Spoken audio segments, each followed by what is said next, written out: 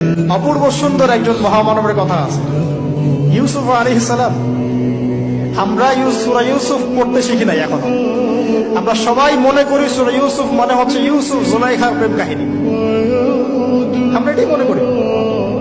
সূরা ইউসুফকে আল্লাহ পাক সবচেয়ে শ্রেষ্ঠ উপন্যাস বলেছেন, আহসানুল কাসাস।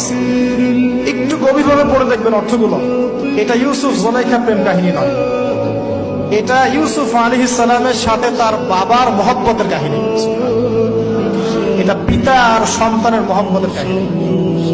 এত মহব্বত যে সন্তান 20 বছর আগে হারিয়ে গেছে, যে সন্তান কূপ থেকে রাজপ্রাসাদে, রাজপ্রাসাদ থেকে জেলখানায়, জেলখানা থেকে আবার মিশরের গভর্নমেন্ট মানে পলিটিক্যাল পাওয়ার এসেছেন।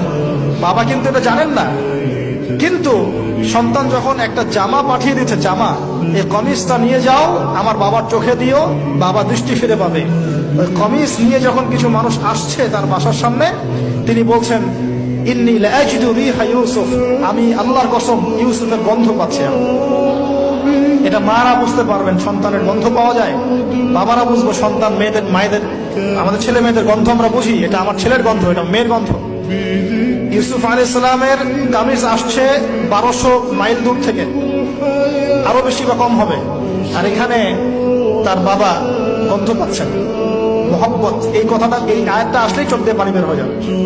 ইন্নী লাআজিদু রিহা ইউসুফ, আমি ইউসুফের গন্ধ পাচ্ছি। আর মানুষ বলছে, আপনি পাগল হয়ে গেছেন, কতদিন আগে ইউসুফ চলে গেল, আপনি ইউসুফের কথা বলতে বলতে বলতে বলতে চোখ বন্ধ করে ফেললেন কাঁদতে কাঁদতে, এখন বলছেন ইউসুফের গন্ধ পাচ্ছেন।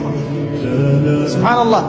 তো সূরা ইউসুফ পিতা আর সন্তানের প্রেম কাহিনী, মহব্বতের কাহিনী, ট্র্যাজেডি লাইফের। ভাইদের ষড়যন্ত্রে চলে গেলেন কূপে, কূপ থেকে রাজপ্রাসাদে, রাজপ্রাসাদ থেকে জেলখানায়। জেনার আহ্বান করছে তাকে, তিনি বলছেন, মাআযাল্লাহ, আমি আল্লাহর কাছে আশ্রয় প্রার্থনা করছি। এখানে আমরা সূরা ইউসুফ পড়তে গিয়ে ইউসুফ আলাইহিস সালামের বাহ্যিক সৌন্দর্য নিয়ে কথা বলি। তার চরিত্র, তার বাহ্যিক সৌন্দর্য অনেক বেশি সুন্দর। সূরা ইউসুফ আলাইহিস সালামের এই যে জেনা থেকে মুক্ত থাকার শিক্ষা, এটা যদি আমাদের যুব সমাজ নিতে পারে, ইনশাআল্লাহ অর্ধেক কাজ হয়ে যাবে ইনশাআল্লাহ।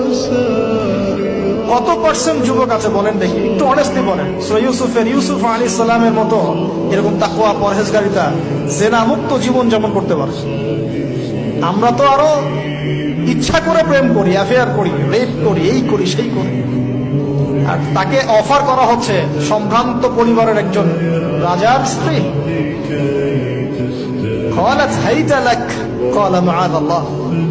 তাহলে এই মহামানব জীবন থেকে শিক্ষা আছে। আরেকটা বিষয় আছে, রুইয়াল হক, এখানে সত্য স্বপ্নের কথা আছে।